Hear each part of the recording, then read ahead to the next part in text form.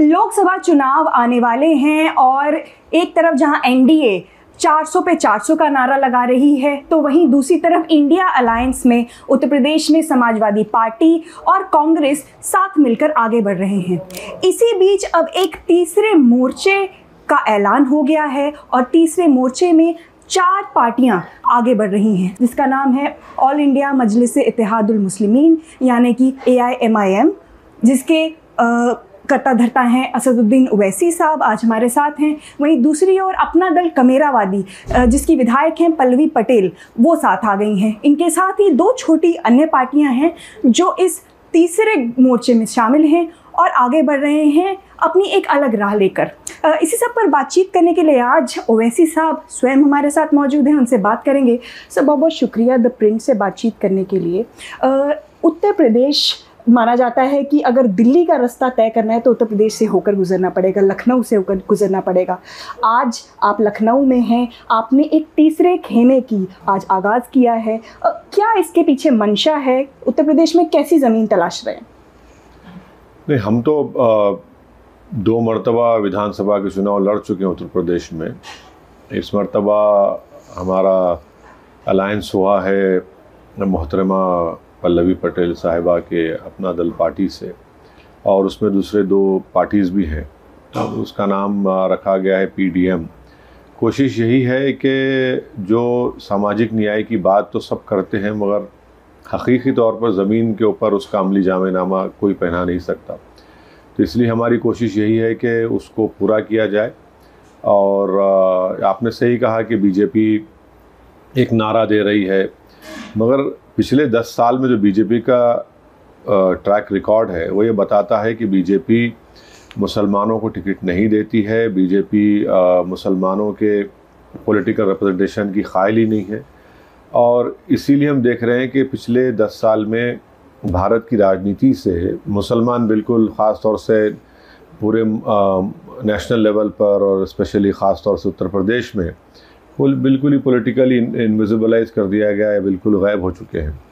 दूसरी जानिब जो दूसरा अलायंस है उनका मकसद एक ही है कि सिर्फ मुसलमानों को वोट लिया जाए और उनकी तकलीफ़ को ना बयान किया जाए। अगर किसी का बुलडोज़र से घर तोड़ा जाता है तो खामोश बैठ जाते हैं, किसी को गोली मार दी जाती है तो रिएक्शन नहीं आता है, गोश्त के नाम पर किसी को मारा जाता है तो कोई रिएक्शन नहीं आता है। अब तो हद तो ये हो गई कि उन्हीं के पार्टी के मुरादाबाद के जो सांसद हैं डॉक्टर ST हसन साहब, जो उनके पार्टी लीडर हैं, उनसे एक बदतमीज़ी और बेइज्जती करने की कोशिश की गई कि आपका लीडर है लोकसभा में और वहाँ पर दो कैंडिडेट्स को आप बी फॉर्म देते हैं और फिर आखिर वक्त में उनको धोखा दिया जाता है। फिर रामपुर में एक तमाशा, हमारे आप देख रहे हैं कि इससे साफ जाहिर हो रहा है कि ये लोग सिंसियर कभी नहीं थे और न कभी रहेंगे। तो इसलिए हमारी कोशिश यही है कि हम हमारी बहन पल्लवी पटेल साहिबा के साथ आए हैं और सिर्फ ये लोकसभा के चुनाव के लिए नहीं, हमारी जब उनसे बातचीत हुई तो हमने उनसे एक बात कही है कि लोकसभा का चुनाव ज़रूर है, मगर हमको इस पर ख़ास तौर से उत्तर प्रदेश में कंटिन्यूसली हमको काम करना पड़ेगा, ताकि हम जब विधानसभा के चुनाव होंगे तब उस वक्त तक हम लोग अच्छा एक विकल्प और स्ट्रॉन्ग बन सके। तो हमारी कोशिश यही है कि अब लोकसभा चुनाव में हिस्सा लेंगे, कितने सीट हम लड़ेंगे, क्या होगा, कहाँ से लड़ेंगे, वो सब हमारे पार्टी के ज़िम्मेदार और पंकज भाई और हमारी बहन पल्लवी साहब वो तय करेंगे। आपको थोड़ा सा रोकूंगी। आपने ST हसन साहब का जिक्र किया और आपने एक ट्वीट करके एक बड़ी दिलचस्प बात ये कही कि पार्लियामेंट के अंदर आपकी एक छोटी सी मुलाकात उनसे हुई थी, जिसमें आपने जिक्र किया था कि आपको बी फॉर्म नहीं मिलेगा और आपने पहले से ही आगाह कर दिया था, लेकिन वो शायद आपकी बात नहीं मान पाए उस समय। क्या था थोड़ा किस्सा वाक़या सुनाइए। तो जब अखिलेश यादव ने समाजवादी पार्टी के कैंडिडेट्स की पहली लिस्ट को अनाउंस किया था, जिसमें मरहूम शफीकुर रहमान बरक़ साहब रहमतुल्लाह अलैह का नाम भी आया था, उन्होंने अपनी वाइफ कैंडिडेट्सी का ऐलान किया, अनाउंस किया, तो मैं डॉक्टर ST हसन साहब के पास गया और उनसे कहा कि डॉक्टर साहब आपको टिकट नहीं मिलेगा और आप हम समझिए हमारी बात को, सिर्फ इस्तेमाल करेंगे आपको और आपको बी फॉर्म नहीं देंगे। तो डॉक्टर ST हसन साहब तैयार नहीं थे मेरी बात को मानने के लिए और इस गुफ्तगू जो हमारी उनसे हुई, तो तो इम्तियाज़ जलील साहब हमारे जो member of parliament Aurangabad Maharashtra के, वो भी साथ थे। मैं उनको समझाने की कोशिश किया तो डॉक्टर साहब का बोलना था कि भाई आप मत आइए मुरादाबाद को। और डॉक्टर साहब मेरे आने या नहीं आने का सवाल नहीं है, आपको बता रहे हैं, आप देख लीजिए, आपको नहीं मिलेगा टिकट। मैंने कई उनको रीज़न्स भी बताए जी, जो मैं अभी पब्लिकली नहीं बोल सकता हूँ, मगर एस.टी. हसन साहब बहुत ही निहायती शरीफ आदमी है जी। वो ये राजनीति के दाव पेच को नहीं समझे। और अफसोस मुझे इस बात का है कि एक कमिटेड उनके पार्टी का एक मेंबर है जी, और आप इतना बेइज्जती करने की क्या ज़रूरत थी आपको? आप किसी और को भी दे दिए नॉमिनेशन फॉर्म, किसी और को भी फॉर्म दे दिए। लेकिन सर एस.टी. हसन साहब को तो नॉमिनेशन दे दिया था, कैंडिडेचर हो गया था उनका कंफर्म। आजम खान साहब की नाराज़गी बीच में आ गई, क्या नहीं लगता कि अब देखिए, एक बात सुनिए, आजम खान साहब हो, उनके फर्जन हो, अब्दुल्ला साहब हो या उनकी वाइफ हो, ये तीन लोग जेल में हैं। तो मैं समझता हूँ कि ये मेरी राय में जो शख्स जेल में है उसके ताल्लुक़ से बोलने का इख्तियार तो उनके करीबी रिश्तेदार को होना चाहिए, या फिर वो ख़ुद लिख कर या बता दें। अब ये तमाम जो स्पेकुलेशन किया जा रहा है ये निहायती गलत है। अगर चलिए मान भी लिया जाता, एस.टी. हसन साहब ने खुद कहा है कि एक आउटसाइडर ने हमारे साथ ये किया है, उनका सीधा सीधा इशारा आजम खान साहब के ऊपर था। नहीं, वो अगर मुझे नहीं मालूम, मगर वहाँ पर तो उन्होंने पूरा यानी समाजवादी पार्टी ने तो तमाशा कर दिया मुरादाबाद की जनता से, रामपुर की जनता से। अब आप देखिए उसके अतराफ़ में जितने लोकसभा की कॉन्स्टिट्यूंसीज़ हैं उन सब में इसका गलत मैसेज गया है पूरा। अब सर AIMIM की जो स्ट्रैटेजी होगी उत्तर प्रदेश में, आप अपना दल कमीरावादी को साथ लेकर आगे बढ़ रहे हैं। उनका जो एक वर्चस्व है वो सेंट्रल यूपी में या मिर्ज़ापुर या फूलपुर प्रयागराज वाले क्षेत्र में ज़्यादा है। क्या वहीं पर कैंडिडेट्स उतारने का एक प्रयास होगा? पूर्वांचल की तरफ भी आप देख रहे हैं, क्योंकि छोटी छोटी जो दो पार्टियां हैं उनका भी थोड़ा सा असर पूर्वांचल क्षेत्र में है। राष्ट्रीय उदय पार्टी और जो प्रगतिशील मानव समाज पार्टी आपके साथ आई है, तो कहाँ हम खड़ा करेंगे, कितनी सीट खड़ा करेंगे, मैं आपके साथ में यहाँ बैठकर बता नहीं पाऊँगा। थोड़ा टाइम हमको दीजिए ताकि फिर हम लोग जल्द से जल्द उस पर फैसला करके जनता को, आवाम को और आपको बता सकें। तो अभी बहुत जल्दी हो जाएगा। मैंने आज ही और शायद कल परसों या जितना जल्दी उसकी मीटिंग शुरू होंगी और उस पर तय हो जाएगा। 2-3 और लोग हैं, शख्सियतें हैं उत्तर प्रदेश में जो कुछ एक सिंबलिज्म रखती हैं। एक है उनमें से स्वामी प्रसाद मौर्य, दूसरे हैं चंद्रशेखर आज़ाद। एक पूर्वांचल में या सेंट्रल में, केंद्र उत्तर प्रदेश में थोड़ा ज़्यादा वर्चस्व रखते हैं। चंद्रशेखर आज़ाद नगीना क्षेत्र में और पश्चिमी उत्तर प्रदेश में थोड़ा सा उनकी प्रेजेंस है। क्या उनको भी साथ में लेने का प्लान है? आपके जो आपने अभी नारा दिया PDM, पिछड़े, दलित और मुस्लिम, क्या इनको भी उस मोर्चे में साथ लाने? क्या आज हम सब ने मिलकर कहा कि जो कोई भी इसका हिस्सा बनना चाह रहा है, हम उनका दिल की गहराइयों से खुले दिल के साथ उनका हम वेलकम करेंगे, खैर मुकद्दम करेंगे। तो अब देखिए आगे क्या होता है। मैं नहीं समझता कि हम लोग जितने 4 पार्टी उसमें है वो आपके इस बात से किसी को भी एतराज़ होगा जी। तो अब देखिए मुस्तक़बिल में क्या हो सकता है। अगर ये लोग आ जाते हैं हमारे साथ तो बहुत अच्छा है, एक और स्ट्रॉन्ग मैसेज जाएगा और एक स्ट्रॉन्ग विकल्प बनेगा NDA, नरेंद्र मोदी और ये जो दूसरा अलायंस है उनके खिलाफ। जी, BSP की भी एक भूमिका बड़ी रहती है, लेकिन इस बार बता रहे हैं कि पहले पल्लवी पटेल जी की उनके साथ बातचीत हुई थी, बात नहीं बन पाई। क्या अभी भी दरवाजे खुले हैं या अभी उनसे बातचीत नहीं बन पाई? मुझे इस बारे में कोई पता नहीं है कि BSP से उनकी कोई बातचीत हुई थी या नहीं हुई थी। तो और फिर BSP ने एक स्टैंड अपना ले चुकी है कि वो कह रहे हैं कि हम किसी के साथ अलायंस नहीं करेंगे। पब्लिकली उनकी लीडर बहन मायावती ने इस बात का अनाउंसमेंट किया है जी। तो वो तो ऑन रिकॉर्ड सबको मालूम है वो। जी सर, पिछले अगर हम चुनावों की बात करें, आपने म्युनिसिपल पोल्स उत्तर प्रदेश में लड़े, उसके पहले भी आप 2022 में भी लड़े, 38 सीटों पे आपने अपने कैंडिडेट उतारे थे, लेकिन कुछ बहुत खासा नहीं, लेकिन कुछ आपने शुरुआत एक की है। क्या कन्विंस्ड हैं उस परफॉर्मेंस से? क्या लगता है कि एक थोड़ा असर डाल पाए? नहीं, म्यूनसिपल इलेक्शन जो हुए थे निकाय चुनाव के, तो उसमें तो हमारा अच्छा परफॉर्मेंस रहा। हमारे कई कॉरपोरेटर्स जीत कर आए, 4 चेयरमैन हमारे कामयाब हुए और 4 या 5 मुकामात पर हम दूसरे नंबर पर आए, 6-7 मुकाम पर हम तीसरे नंबर पर आए। तो परफॉर्मेंस सेटिस्फैक्ट्री था। हाँ, इसमें यकीनन हम और अच्छा कर सकते थे, कमज़ोरियाँ रही हैं और उसको दूर करना हमारा काम है, तो उसको दूर करेंगे। समाजवादी पार्टी का एक हमेशा से ही एक आरोप लगता रहता है कि कहीं ना कहीं ओवैसी साहब की जो पार्टी है वो वोट काटने का काम करती है, उनका खास करके ऑपोजिशन अलायंस का। क्या इस बार क्या जवाब रहेगा ओवैसी साहब का AIM-MIM का इस वक्तव्य के ऊपर? क्या लगता है कि इस बार ऐसा कुछ हो रहा है लोकसभा में? नहीं, देखिए, कांग्रेस 400 सीट पर लड़ती है विधानसभा में, BSP 400 सीट पर लड़ती है, कोई 1 जीतते हैं, कोई 2 जीतते हैं। समाजवादी पार्टी भी एक बहुत बड़ा अलायंस करती है। उसके बावजूद भी, जबकि जो एम्पिरिकल डेटा है वो ये बताता है कि समाजवादी पार्टी की हिस्ट्री में कभी भी उनको इतना मुस्लिम वोट नहीं मिला जो 2022 में मिला। एक तरफा, माने ब्लाइंडली मुसलमान आंख बंद करके उनकी झोली भर भर के उनको वोट दिया, तब भी वो लोग बीजेपी को नहीं हरा पाए। हम शुरू से इस बात को कह रहे हैं कि चाहे वो पिछड़ा समाज हो, या दलित समाज हो, या मुसलमान समाज हो, जब तक ये समाज अपनी एक पॉलिटिकल इंडिपेंडेंट लीडरशिप को नहीं बनाता, आपके मसाइल हल होने वाले नहीं हैं, आपका मुश्किलात बढ़ती जाएंगी। तो इसलिए हम ये कोशिश कर रहे हैं।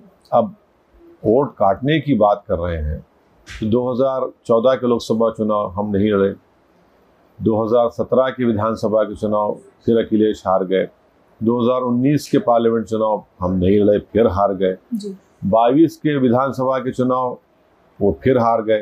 भाई 4-4 मरतबा आप हार रहे हैं, तो उनको कोई ये नहीं कहता कि भैया आपकी गलती से, या आप बीजेपी को एक प्लेटफॉर्म दे रहे हैं जीतने का, इस पर तो कोई बात ही नहीं होती। मगर जब हम एक इंडिपेंडेंट पॉलिटिकल लीडरशिप की बात करते हैं तो सबके पेट में दर्द शुरू हुआ था। तो हकीकत ये है कि हमारे वतन अजीज़ में हर समुदाय की और हर रिलीजन की उनकी एक लीडरशिप है, मगर अगर नहीं है तो अल्पसंख्यक समाज की नहीं है, दलितों की नहीं है, और पिछड़े समाज के बाद समाजों की नहीं है।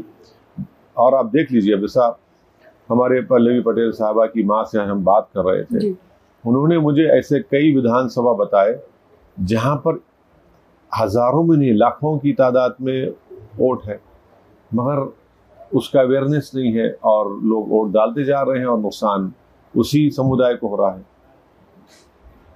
जी सर, लेकिन एक अगर हम नेशनल लेवल की बात करें, क्या बीजेपी को हराना मकसद है ऑल इंडिया मजलिस इत्तेहादुल मुस्लिमीन का भी, या फिर एक कोई और मकसद लेकर all India level national level की अगर बात करें, क्या मकसद है इस चुनाव में? नहीं, देखिए, अगर आप हमारे औरंगाबाद की पार्लियामेंट सीट की एग्जाम्पल दे रहा हूँ, मिसाल दे रहा हूँ जी, यहाँ पर इम्तियाज अली साहब आप ही के प्रोफेशन से आए, जर्नलिस्ट थे, 15-20 साल, दूसरे आपके सांसद हैं। हाँ, औरंगाबाद से हमारी पार्टी ने, औरंगाबाद की जनता ने किसको हराया? 21 साल के शिवसेना के MP को हराया जी, जो ये तमाम सेकुलर पार्टीज नहीं कर पा रहे थे जी। तीसरी सीट हमने लड़ी थी किशनगंज में, वहाँ पर हमारे कैंडिडेट, हमारे मौजूदा पार्टी प्रेसिडेंट और MLA अख्तर ईमान साहब को करीब 3 लाख वोट मिला जी। 3,25,000 JDU के कैंडिडेट को मिला और करीब 3.5 लाख वोट डॉक्टर जावेद साहब जो भी MP हैं उनको मिला जी। और वो एक ही सीट कांग्रेस जीती। तो ये आर्गुमेंट जो दिया जाता है, ये इल्ज़ाम, बल्कि आर्गुमेंट इल्ज़ाम लगाया जाता है कि हमारे लड़ने से इनको फ़ायदा हो रहा। जब कहाँ फ़ायदा हो रहा बताइए ना। कोई 3 लोकसभा की सीट लड़ रहा है और आप लोग 400, 450, 500 लड़ते हैं, 75 लड़ते हैं UP के, तब भी बीजेपी जीत जाती है। तो इसका तो कोई ये तो एक फ्रस्ट्रेशन है उनका, और इससे एक बात साबित हो जाती है कि वो कभी भी मुस्लिम पॉलिटिकल लीडरशिप को नहीं देखना चाहते। वो सिर्फ यही चाहते कि हम लोग इनकी ग़ुलामी करते रहें, इनके हुक्म के ग़ुलाम बनकर रहें। तो कैसा होगा भाई? जब आप MY की बात करते हैं तो लीडरशिप कहाँ है बताइए ना। लेकिन 2022 में जो घटनाक्रम हुआ उसमें अगर मैं कुछ कॉन्स्टिट्यूंसीज का जिक्र करूँ, शाहगंज, बिजनौर, नकुड़, यहाँ पे जो देखने को मिला, आपके प्रत्याशियों ने जितने वोट मिले उसके डिफरेंस से शायद समाजवादी का कैंडिडेट जीत जाता है, ऐसी एक आकलन। अच्छा, अब आप ये जो आप जो मिसाल दे रहे हैं, जी जी, आप ये मिसाल क्यों नहीं देते BSP के 400 सीट लड़ी हुई? जी जी, कांग्रेस 400 सीट लड़ी, BSP पे भी ये आरोप लगते हैं। नहीं, इलेक्शन तो मैं नहीं लड़ा ना, जी जी, BSP भी लड़ी, BSP 400 सीट पे लड़ी, बिल्कुल। कांग्रेस 400 सीट पे लड़े और जीते कितने? एक BSP का, 2 कांग्रेस के। उन पर ये इल्ज़ाम क्यों नहीं लगता? इसलिए नहीं लगता क्योंकि मुस्लिम पॉलिटिकल लीडरशिप एम्पावरमेंट की बात MIM पार्टी कर रही है। जी। ये तमाम पार्टी सिर्फ वोट लेने की बात करते हैं। तो यकीनन हम इलेक्शन लड़े तो फिर अगर ऐसा हो जाएगा तो फिर आप हमारे खिलाफ कैंडिडेट कहीं मत दीजिए। अब तेलंगाना की मिसाल ले लीजिए, BJP को कौन रोक रहा है वहाँ पर? तेलंगाना में आपने बड़ी अच्छा किया, आपने जिक्र किया, आपका होम टर्फ है, वहाँ पे आपका दोस्ताना रवैया रहा था BRS के साथ, लेकिन अब वो सत्ता से बाहर हैं, कांग्रेस वहाँ आ चुकी है। कांग्रेस से आपकी कुछ दोस्ताना कुछ जिक्र चल रहा है कि कहीं ना कहीं कांग्रेस आपके लिए कुछ मदद कर सकती है हैदराबाद में, खास करके जहाँ पे एक जो काफ़ी उभरता हुआ महिला चेहरा है उसको उतारा है BJP ने आपके अगेंस्ट। ऐसा नहीं है, देखिए मुकाबला पार्टी से होता है और हमेशा हैदराबाद की आवाम ने BJP को हराया है वहाँ पर और इन्हें पार्टी को कामयाब किया और इस बार भी इंशाल्लाह ताला BJP को शिकस्त देंगे। सवाल ये नहीं है, सवाल ये है कि हम 1984 में उस सीट पर कामयाबी हासिल किए, तो प्राइमरी अपोजिशन हमारा वहाँ पर BJP रही है। बिल्कुल। और इतने सालों से हम BJP को वहाँ पर रोक रहे हैं। हैदराबाद का म्युनिसिपल इलेक्शन हो, हमने BJP को रोका। अच्छा, जहाँ पर हम नहीं लड़े तेलंगाना में, चाहे वो सिकंदराबाद की पार्लियामेंट सीट हो, निज़ामाबाद की हो, करीमनगर की हो, आदिलाबाद की हो, BJP जीत गई। जी। तो अब इसकी जिम्मेदारी किस पर आयद करेंगे आप? मेरा बोलना ये है कि सिर्फ आप इतना माइक्रोस्कोप लगाकर MIM पार्टी को देख रहे हैं। हम ये कह रहे हैं कि ठीक है, आप माइक्रोस्कोप लगाकर देखिए हमको, मगर जो अल्लाह ने आपको आंखें दी हैं, कम से कम उन आंखों से देखो कि भाई ये पार्टी क्यों नहीं रोक पा रहे BJP को। इसकी बुनियादी वजह क्या है? आखिर क्या वजह है कि 2014 में नरेंद्र मोदी को 31% मेजॉरिटी कम्युनिटी का वोट मिला तो 37% हो गया। इसमें क्या मेरी जिम्मेदारी है बताइए आप? गुजरात में 1984 से लेकर अब तक एक भी मुसलमान MP नहीं जीता जी। इसकी जिम्मेदारी किस पर है?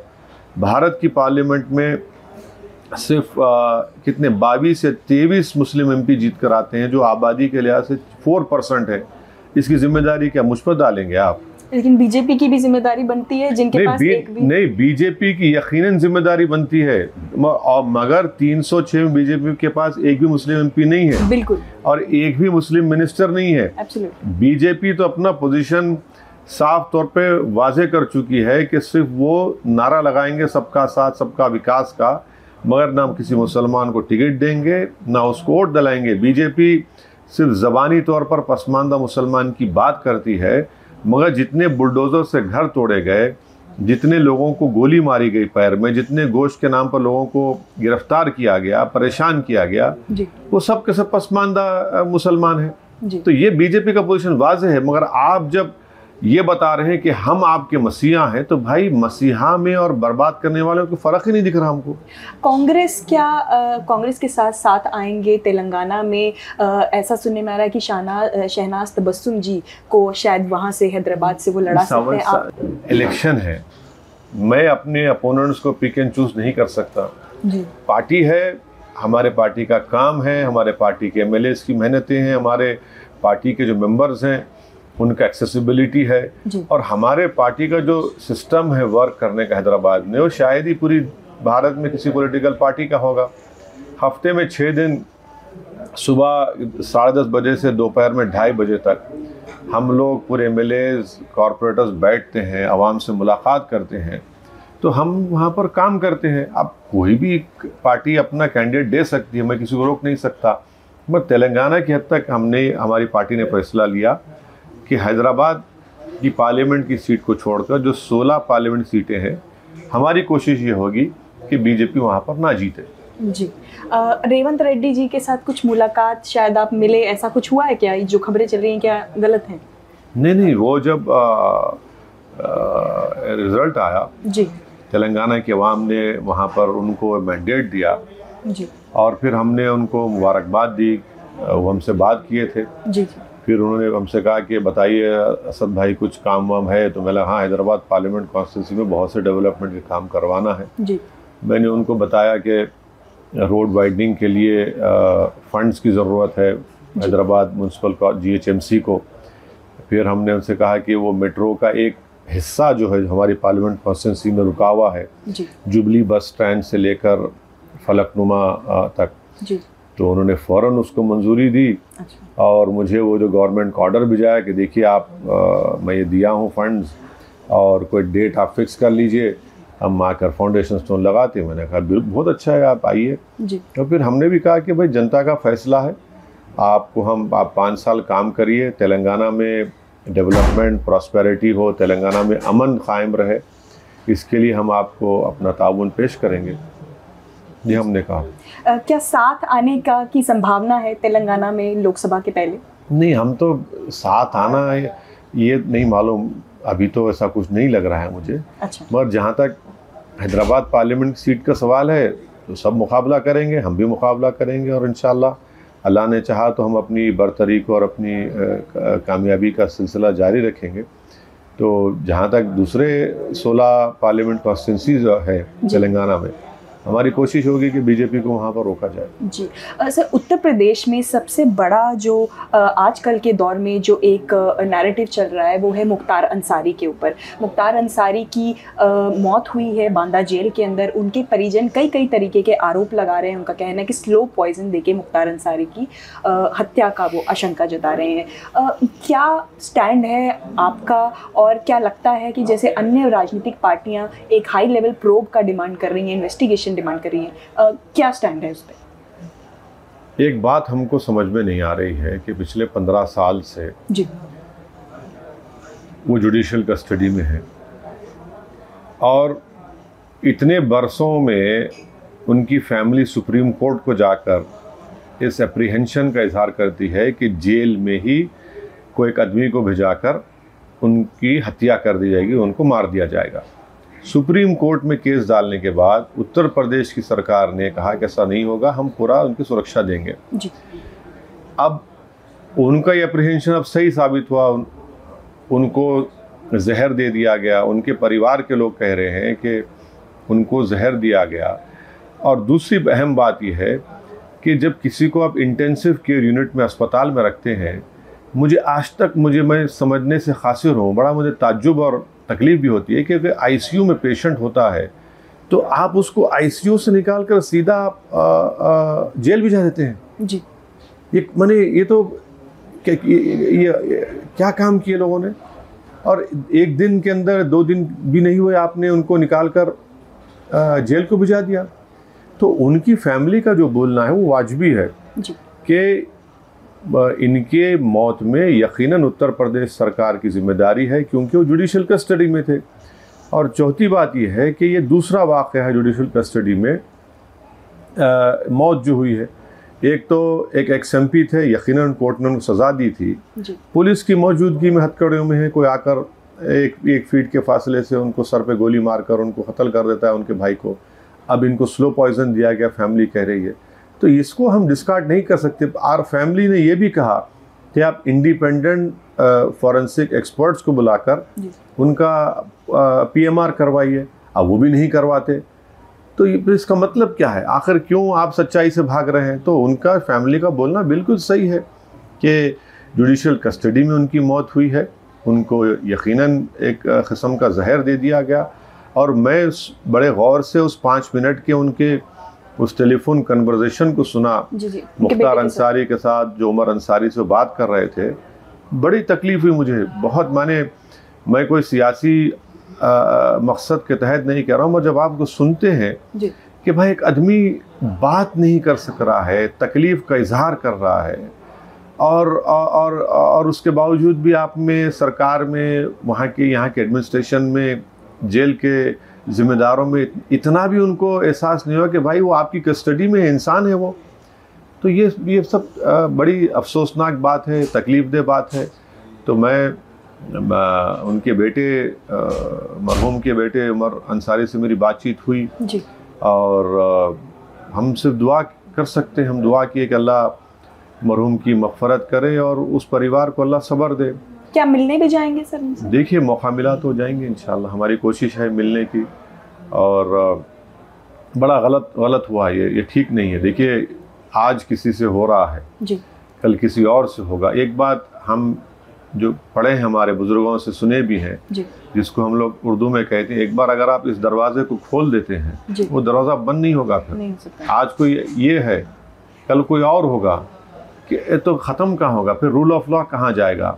संविधान कहाँ जाएगा? ये राइट टू लाइफ एक फंडामेंटल राइट है हमारे दस्तूर में, कॉन्स्टिट्यूशन में। जी। चाहे वो एक्यूज्ड हो, चाहे वो कन्विक्टेड प्रिजनर हो, right to life fundamental right है। जी। और आप फंडामेंटल राइट को ही आप छीन ले रहे हैं, तो फिर बताइए क्या इंसाफ होगा? जी। सर, एक राजनीतिक तौर पर अगर बात करें, जो आपने पिछड़े दलित मुस्लिम PDM की आज जो बात की, क्या ज़रूरत लगी आज PDM की, जबकि एक नारा PDA, पिछड़ा दलित अल्पसंख्यक, ऑलरेडी चल रहा था? ये वो एक मजाक है वो। अच्छा। वो एक मजाक है वो, मैंने एक नॉन सीरियस तौर पर उसका वो कर दिए हैं। अरे भाई, आप राज्यसभा क्यों नहीं देते? आप अब देना था ए को भी। जावेद अली जी ऑलरेडी कहाँ है? उनका टेन्योर हो चुका है, उनका टेन्योर हो चुका है। अरे भाई, अभी देना था ना, आप अभी क्यों नहीं दिया? आप देना था। आपको कौन रोका? अच्छा, आप ST हसन साहब को दे देते। ST हसन साहब को तो देकर उन्होंने कहा। अरे देनी, आप देखिए, किसी को पब्लिकली अगर आप बेइज्जत करते हैं, खैर इज्जत का देने वाला अल्लाह है, मुझे यकीन है कि ST हसन साहब की इज्जत में अल्लाह और इजाफा करेगा, मगर आप ह्यूमिलेट क्यों करते हैं किसी को? आप एक तमाशा बना देते हैं। तो ये सब वोट लेने का इनका तरीका है कि हम ही चौधरी हैं मुसलमानों के, हम ही करें। आप कुछ नहीं करते। आप सर, क्या ST हसन साहब को साथ में लाने का कोई बातचीत हुई? नहीं, ऐसी कोई हमारी बातचीत नहीं हुई है, ना हम उनसे हमारी उनसे कोई बात भी हुई है जी। वो अच्छे इंसान हैं, नेक आदमी है, मैं कह रहा हूँ, मगर उनसे इस तरह का बर्ताव नहीं करना चाहिए था जी। क्या कोई टारगेट लेकर चल रहे हैं? उत्तर प्रदेश में 80 सीटें जहाँ से आती हैं, सबसे ज्यादा सीटों का। मैं आप फिर उस सवाल को फिरा कर दोबारा पूछ रहे हैं मुझसे। मैं ये कह रहा हूँ कि हमारे जिम्मेदार लोग जो PDM में हैं, हमारी बहन पल्लवी पटेल साहिबा से, पंकज भाई से सब बैठकर बात करेंगे और तय करेंगे। सर, एक आखिरी सवाल आपसे, नेशनल लेवल पॉलिटिक्स में AIMIM का क्या एक टारगेट है, क्या लक्ष्य है इस बार 2024 में? कितनी सीटों पर नजर है? अभी तो हम 3 लोकसभा की सीट्स पर ऐलान कर चुके हैं जी। अब महाराष्ट्र में और उत्तर प्रदेश में और बिहार में जी 5 सीटें आपकी वहाँ पे ऑलरेडी असेंबली में। नहीं, बिहार में जो हमारे प्रेसिडेंट अख्तर अली मान साहब वो तय करेंगे। अच्छा। इम्तियाज़ जलील साहब और हमारे working president doctor Gaffar Qadir साहब महाराष्ट्र में तय करेंगे और खड़ा करना है क्या। और उत्तर प्रदेश में तो हम PDM का हिस्सा है, तो इन 3 स्टेट्स में, प्रदेशों में यहाँ के अध्यक्ष तय करेंगे और फिर पार्टी एक फैसला लेगी उसके ऊपर जी। बहुत बहुत मुबारकबाद आपको इस निर्णय के लिए और ऑल द बेस्ट। शुक्रिया, माफ करना आपको ऐसा बैठकर इंटरव्यू करना पड़ा, जगह छोटी है। बहुत अच्छा लगा आपसे बात करके, और आपको रमज़ान के पाक महीने की भी शुभकामनाएं। शुक्रिया। तो ये थे असदुद्दीन ओवैसी साहब, बड़ा मुस्लिम चेहरा हैं और PDM को लेकर आगे चलने वाले बड़े नेता हैं। इनसे आगे भी बातचीत जारी रहेगी। ऐसे और वीडियोस देखते रहने के लिए द प्रिंट को सब्सक्राइब करें और हमारे Facebook और Twitter पेजेस को फॉलो करें। Thank you sir. Thank you.